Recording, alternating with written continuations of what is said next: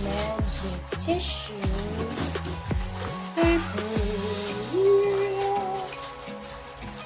you go. So, after that, we're gonna put a film some photo paper. Pink, pink, pink, pink everywhere. Maganda kasi ito kasi you don't have to put yung mga pwede ka mag-bubble wrap pero sa labas nila. So, this one, glitter paper. So, for today's order, niready ko na sila. Semi-matte with 004 shades. This one. Super cute na shade nito. So, let's also swatch it. So, ito yun, 004. So, swatch din natin. Oh, very, very light.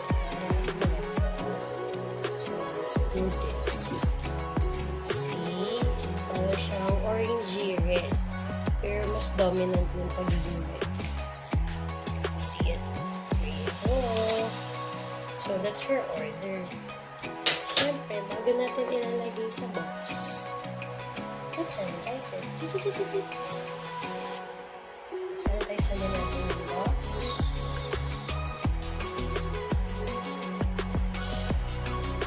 So, 004. Yun dyan. Then, order niya pa is the lip gloss. This is the new lip gloss that we have. This is sultry red.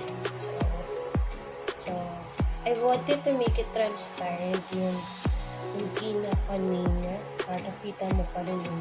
So for our lip gloss, it's kind of watery base. So pagka-watery yung pag in-apply mo siya. Pero the finish itself, it's still glossy. So ayusin natin yung mga bubble. Yung shrink wrap medyo naka-usle pa rin siya sugatan. So let's do this. So yan natin. Siyempre, meron tayong mga puffy weave. So I'm gonna give her a scrunchie. So sanitize ulit natin para masaya.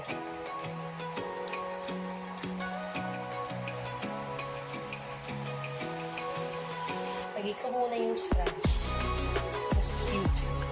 Yung presentation.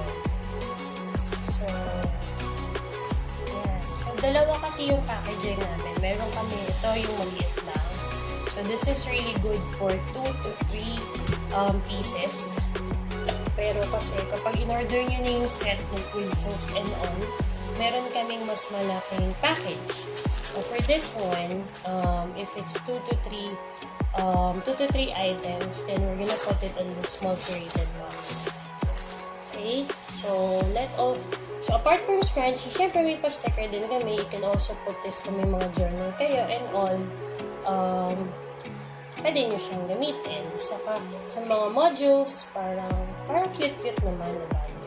So, I'm gonna put some stickers also on our order. So, ayan. Ngayon, yung bubble wrap niya, sa labas na lang ng box. Kasi medyo makapal naman itong box na. So, ayun. Okay. So, yes. This is our simple package. And it's pinky because it's our motif. Like baby pink. So, I'm just going to wrap it like that. I normally put this thank you sticker para maging lock siya. And Meron din tayo, syempre, of course, lalagay natin dito yung invoice niya. At saka, yung thank you pa dito. So, apart pa dito sa thank you stickers, para ma-seal yung ating order, is, meron din tayo thank you card. So, let me just grab the thank you card very light.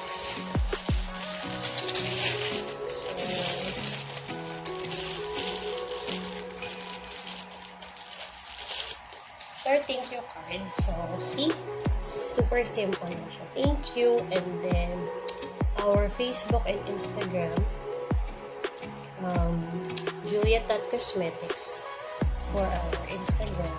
So, normally, what I do is, naglalagay tayo ng note. Siyempre, para personalize. Hi, JC Babies. Thank you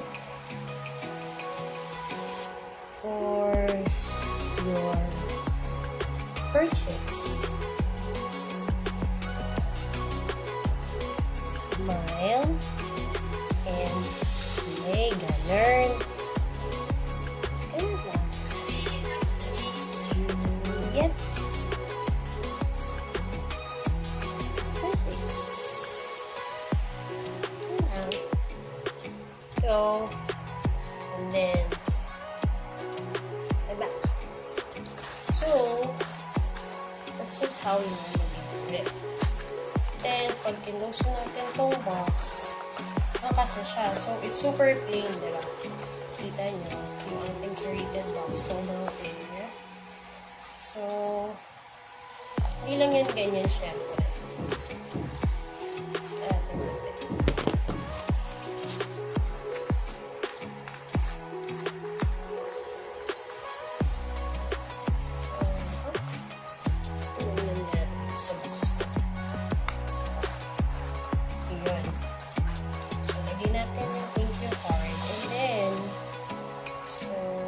Super plain niya. What I have here para maging personalized pa din yung ating box is a sticker. Ano sticker?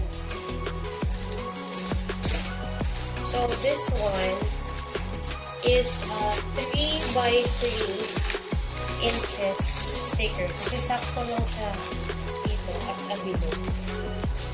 Let me just show you.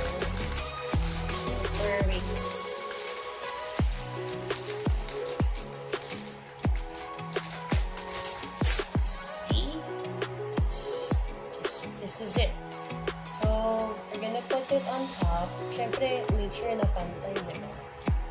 Para ma-personalize na. Ganyan. We have it. So, this is just our simple box. So, once again, this is, we make sure that we put it in a box like this for 2 to 3 orders. If you have 2 to 3 orders, then you're gonna receive this cute little curated box. Of course, personalized with our logo.